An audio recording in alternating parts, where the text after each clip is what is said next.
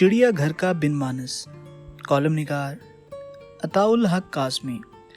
गुज़िश्ता रोज़ चिड़िया घर के सामने से गुजरते हुए एक दफ़ा फिर जी चाहा कि एक चक्कर अंदर का लगा लूं, मगर फिर वो अखबारी खबर याद आ गई जिसमें बताया गया था कि वहाँ एक पिंजरा खाली पड़ा है और चिड़िया घर वाले इसे खाली नहीं रखना चाहते।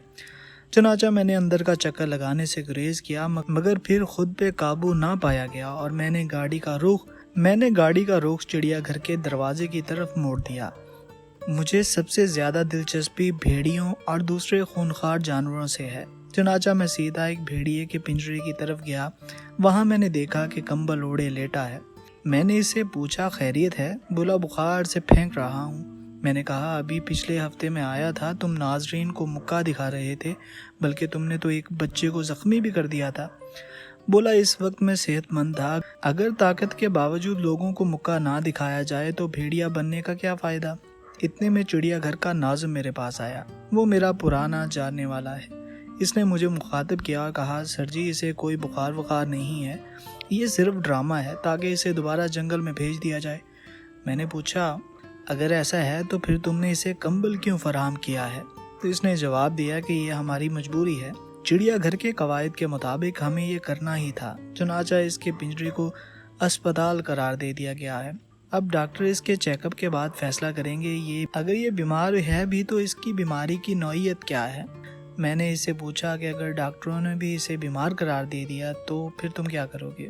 इसे वापस जंगल में जाने दोगे? बोला, नहीं, दुबई भेज देंगे, वहाँ जानवरों की मुनासिब देखभाल की जाती है। ये बहुत वहशी है क्योंकि ये कई मर्तबा इंसानों पे हमला करने की कोशिश कर चुका है।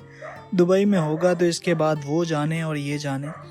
भेड़िया ये सारी गुफ्तगू कान लगा के सुन रहा था। आखिरी बात पे वो खिल उठा और चिड़ियाघर के नाजिम को मुखातिब करके बोला, ऐ भाई नाजिम, अल्लाह तुम्हें हज कराए, ये बात एक दफ़ा फिर कहो। इसके साथ ही इसने कंबल परे फेंक कर भंगड़ा डालना शुरू कर दिया। अब मैंने एक बिन मानस के पिंजरे का रुख किया। ये जानवर चीर फाड़ करने वाला नहीं है।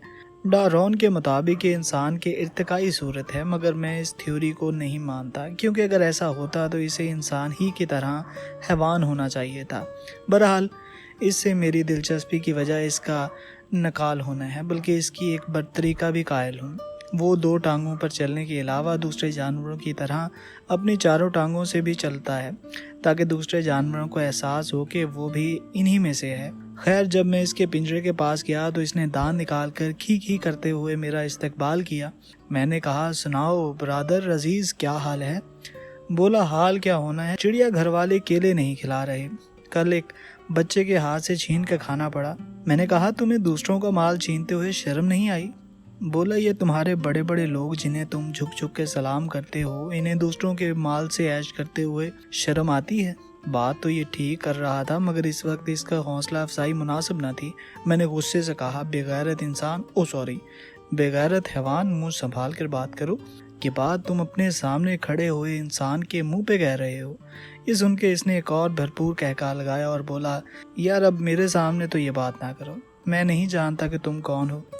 इस पर मैं घबरा गया और कहा, यार, खुदा के लिए आहिस्ता बोलो, इर्द गिर्द बहुत से लोग खड़े हैं, वो भी खुद को इंसान ही समझते हैं। कहने लगा, एक शर्त पे आहिस्ता बोलूंगा। मैंने पूछा, वो क्या? बोला, ये जो शख्स सामने आ रहा है, जिसके हाथ में केलों से भरा शॉपिंग बैग है, इसे किसी तरह मेरे पिंजरे की सुलाखों के करीब ले आओ, वरना।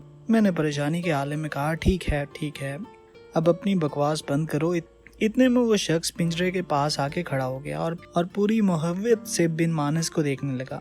बिन मानस इसे खुश करने के लिए कलाबाजियां लगाने लगा। केलों के थैले वाला शख्स जो मुझसे बोला, जनाब, ये कोई कालम निकाल रही है एंकर? मैंने कहा, नहीं भाई, बिन मानस है, तुम्हें इससे डरने की जरूरत नहीं, इसके करीब जाकर इसे हाथ में ला लो।